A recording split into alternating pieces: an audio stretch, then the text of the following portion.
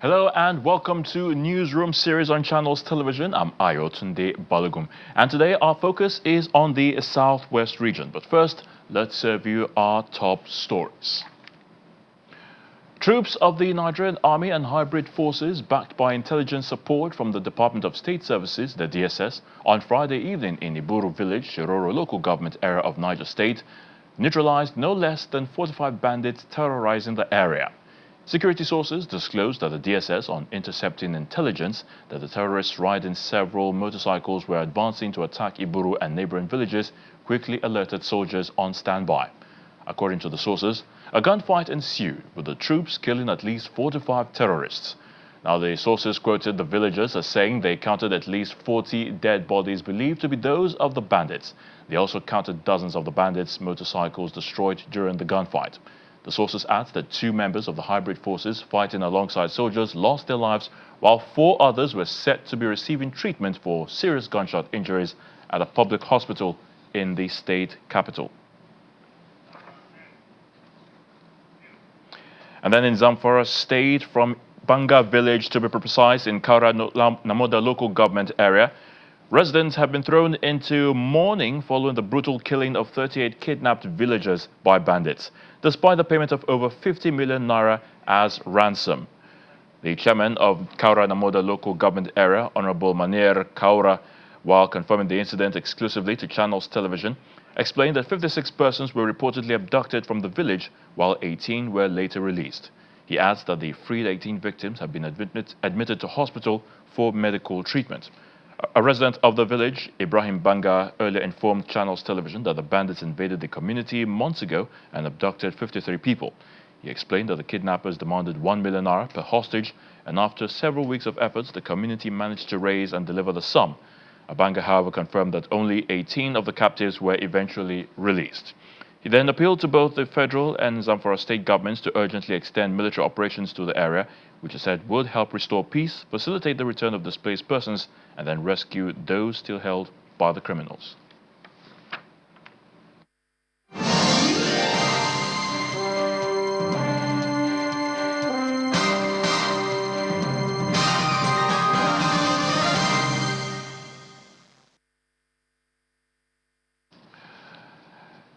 And now let's move on, where students of the management of the Ondo State-owned Adekunle Ajashin University, Akungba Akoko, has postponed the second semester examinations for the 2024-25 academic session as a result of the recent killings of some students of the institution.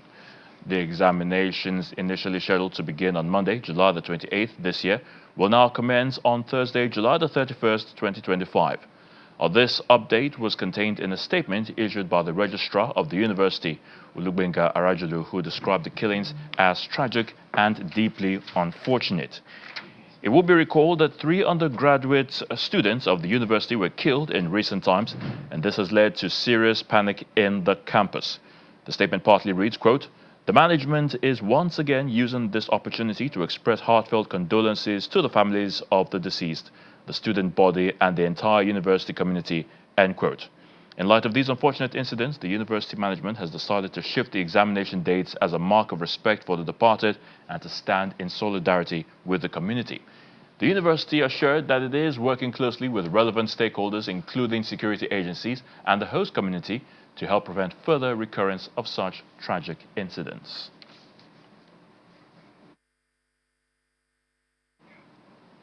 So let's now join the live broadcast of the All Progressives Congress statewide endorsement of President Bola Tinubu and Biodun Oyebamji and Monisade Christian Afuye for second term in Ado-Ekiti, the state capital.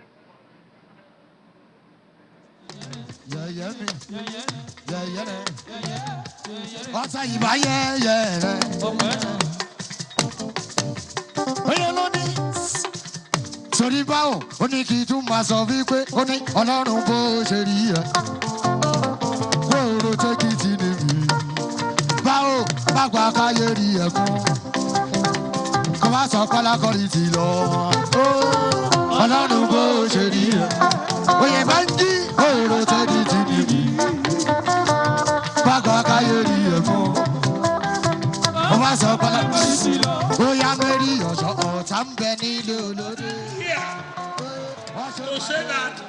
am the record holder. I am the record holder of the results from the election. I defeated the last person. I don't mention names. I'm a gentleman. In the whole of the 16 local government areas, 16. Mo kò tán lọ́jọ́ yẹn ni. Mo dẹ̀ tún náà wọ́n ní 158 wards. I defeated them roundly. Wọ́n dẹ̀ congratulate me. Ṣùgbọ́n mo máa bọ́ gbogbo oyè yẹn. Màá bọ́ sọ́run báwò. Who will for the first time again become the record holder to win in all the 16 local government of Ekiti and win in all the 177 wards of Ekiti? That is taken for granted. But when we get to the field, we will contest and we will see each other on the field.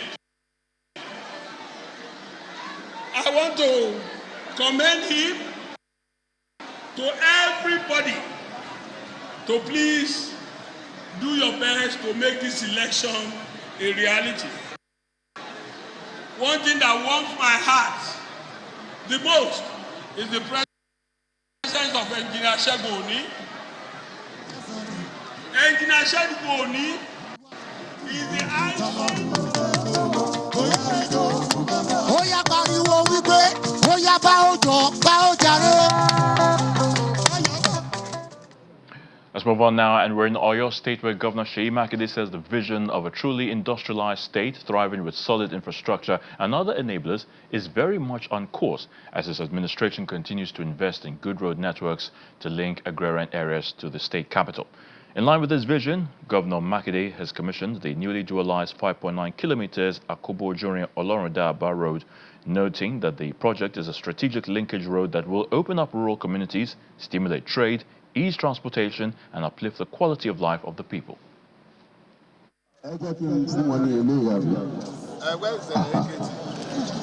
It's a joyous moment for residents of Ibadan, Oyo State capital, as the newly dualized 5.9-kilometer Akobo-Ojorin-Olorunda-Aba Inusha Junction Road gets commissioned for use.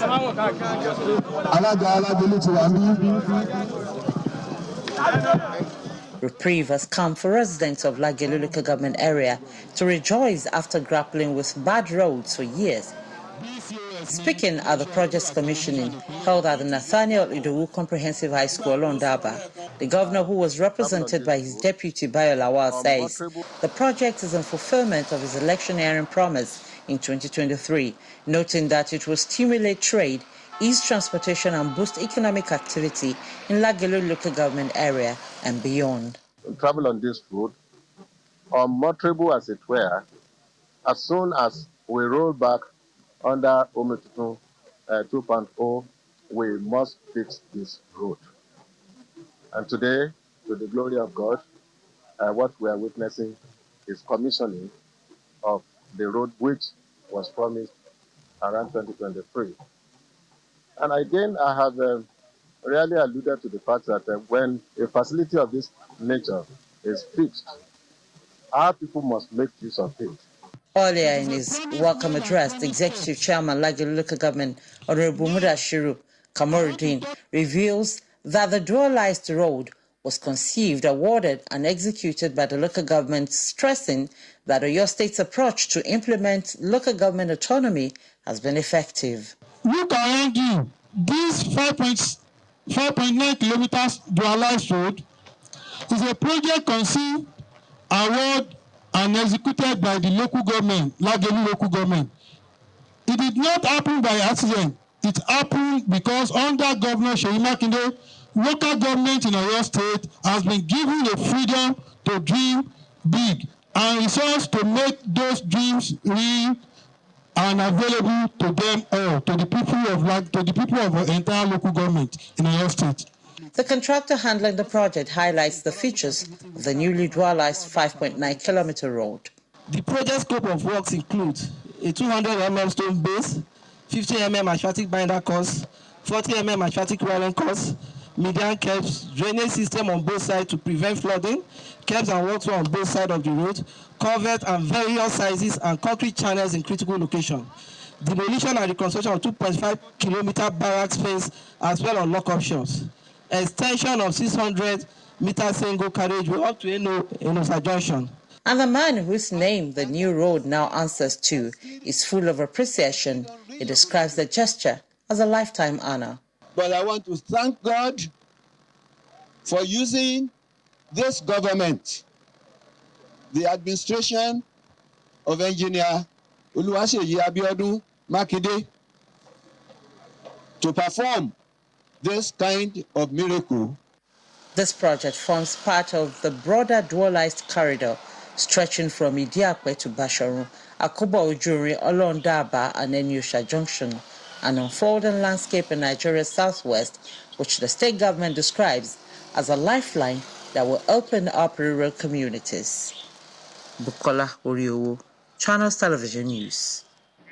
We're talking health now, where the Lagos State Ministry of Health has reiterated its commitment to improving pre-hospital emergency response services through strategic upgrades to the Lagos State Ambulance Service, while also calling on the public to support its operations and reduce avoidable obstacles to life-saving interventions. The Permanent Secretary of the Lagos State Ministry of Health, Dr. Olusegun Ogboye, disclosed this during an emotionally charged media engagement at Alausa Ikeja, where beneficiaries of ambulance services shared life-saving experiences. Dr. Ogboye revealed that Lassam Bus has responded to over 8,900 emergency calls in 2024 and has already handled nearly 3,000 cases in 2025, and the state has recorded extremely low mortality during transit. Pre-hospital care in Lagos is one that cannot be avoided as a result of the state's growing population of over 20 million. This perhaps has put the Lagos State Ambulance Service on its toes since its establishment in 2001 by President Bola Tinubu during his administration as the governor of Lagos State. Currently, Lagos State has over 20 ambulance points across the state, with the latest recently unveiled in Agege and other areas of the state.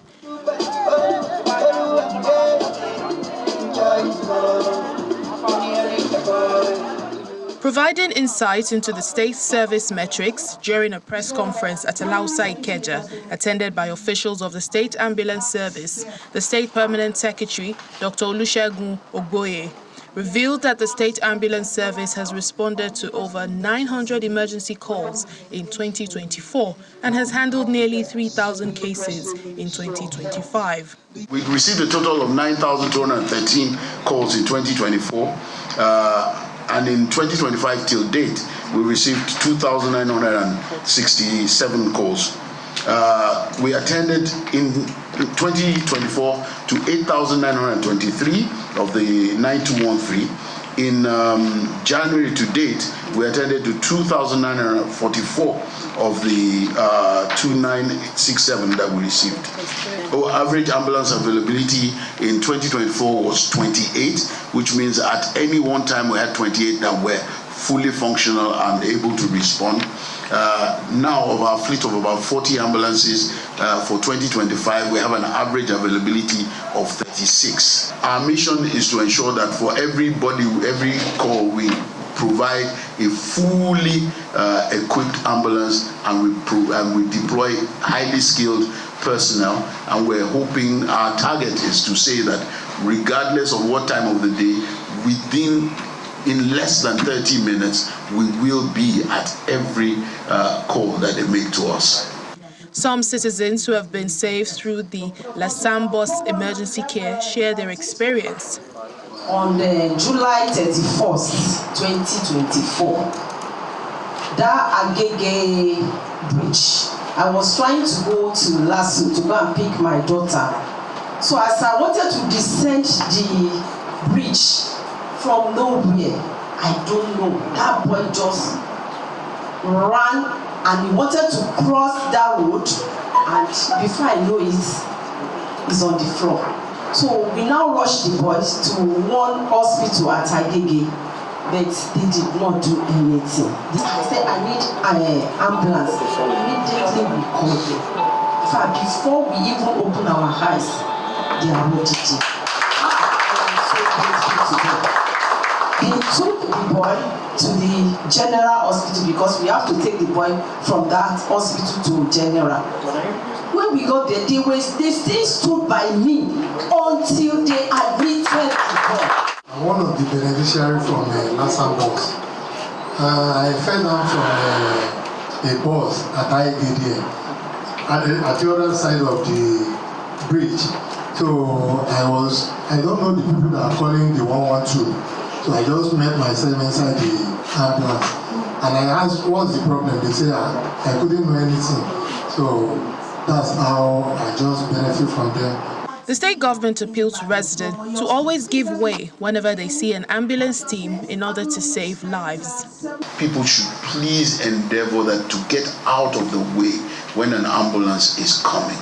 It could be anybody's in the ambulance. You could be saving anybody's life. More importantly, an empty ambulance doesn't mean that somebody is trying to game the system. Ambulances can be empty because they're going to a blood bank to pick up blood. They can be empty because they're going to pick up an anesthetist from somewhere. They can be empty because they're going to pick up a consultant surgeon from somewhere whose skills are now needed in the theater somewhere. So an empty ambulance doesn't mean someone is trying to game the system. The Lagos State government gives assurance of addressing any emergency call and also urges citizens to stop vandalizing emergency vehicles acquired to save lives. Welcome back. The Lagos State Guild of Medical Doctors have declared a 3-day warning strike over alleged deductions from their salaries and payment of the 12-month revised CONMES arrears owed to honorary consultants at the Lagos State University Teaching Hospital, that's LASUTH. The state chairman of the Medical Guild, Dr. Japhet Ulubogi, says the dispute stems from what the association describes as a unilateral salary deduction introduced by the state government in April of 2025, affecting all medical and dental practitioners. However, the Lagos State Ministry of Health has also reacted to the issue, saying the concerns raised by the leadership of the Medical Guild are currently being looked into with utmost sincerity and urgency, assuring the general public that all grievances will be resolved as engagements with the Medical Guild are ongoing. The wheel of governance has begun rolling at the grassroots in Lagos, and Governor Babajide Sanwo-Olu has sworn in the newly elected local government and local council development areas chairman of the state, 57 in number. At the swearing-in ceremony at Alausa Ikeja, Governor Sanwo-Olu described their emergence as a call to service and selfless leadership. He asked them to use the local government autonomy wisely, run a transparent government, and develop their communities. From day one, your role and your responsibility is enormous. Everybody will be looking out for this commission. Everybody will be expecting a lot from you, because we've made all the noise for too long, for such a long time, too quick. We're always given the reasons and the excuses that it was not unbundled. That was why we couldn't make electricity available and accessible to all. Now you are the experts. With Madam having 600 pages of thesis, with all of you having PhDs and having done all of the very great things in that sector. We have no hiding place. And this is one sector that I've used to make bragging rights. Now you cannot shame me. Now you cannot give any reasons why Lagos should be in darkness. So quite frankly, it's not an enviable job, but it's a job that is cut out. But I can assure you, if you do it and you do it well, not only will your names be written in gold, Lagosians will give you the credit that you needed. We're in Ogun State now, where the State Chief Judge Musumola Dikbolu has challenged magistrates, judicial research officers and senior management of the state judiciary to effectively embrace technology, especially the artificial intelligence, otherwise known as AI, for quick and effective justice delivery. She made the call in Abeokuta, the Ogun State capital, while declaring open a one-day training on the practical application of artificial intelligence held at the judiciary complex in the state capital. The Chief Judge described the training as a strategic investment in the future of justice delivery and a testament to the commitment to judicial excellence in the 21st century.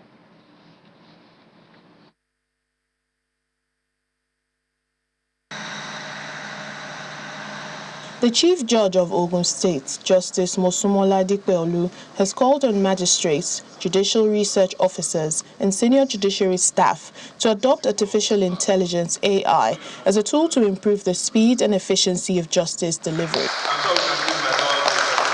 Justice Dikpeolu described the training as an investment in the future of the judiciary, stressing that technology is key to delivering quality justice in today's world. The judiciary, as the bedrock of societal order and the guardian of rights, cannot afford to remain on the sidelines. Our mandate to deliver timely, efficient, fair, and accessible justice demands that we harness innovative tools. Artificial intelligence presents unprecedented opportunities to enhance our capacity to fulfill this sacred duty. Case loads are burgeoning. Public expectations for speed and transparency are higher than ever. Legal research grows increasingly complex. In this landscape, AI is not a futuristic fantasy. It is a practical toolkit emerging on our desktops and within our court processes today. A total of 77 magistrates, judicial research officers, and top management staff participated in the practical session aimed at aligning Ogun State's justice system with global best practices. Justice Dikpeolu assured residents of fairness and quick dispensation of justice, adding that AI has come to stay and must be embraced by all stakeholders. Let us approach AI not with fear, but with informed curiosity and a steadfast commitment to our constitutional and judicial oaths. Let us learn to wield this new tool wisely, ensuring it serves the cause of justice and enhances, rather than diminishes, the human element that is the soul of adjudication. Also speaking at the event, an associate professor of law at the University of Lagos, Dr. Abiodun Odushote, advised judicial officers to be cautious and avoid the misuse of artificial intelligence technology in their duties. We have seen instances where there's breach of privacy and there's breach of data misuse, data theft, all of that. You need to be wary about that and the limitation. And you also need to know that it's a tool. It doesn't have emotion. It doesn't have feelings. It doesn't have empathy.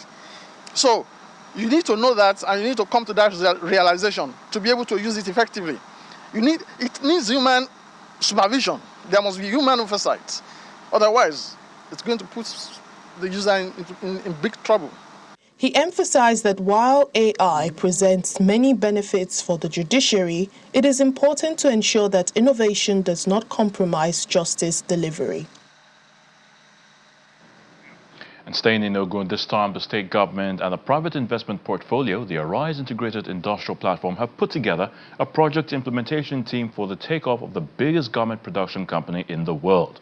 The team is expected to identify what needs to be done and when, as well as to jointly establish a timeline for each task in preparation for the groundbreaking ceremony of the project in September this year. This is part of the investment drive of the Ogun State government, with the establishment of a $2.25 billion textile industry in the state. With a project implementation team in place, the textile company is expected to boost the economic development of the state as it creates about 220,000 jobs. Ogun State fortunately grows the highest quality cotton in Nigeria.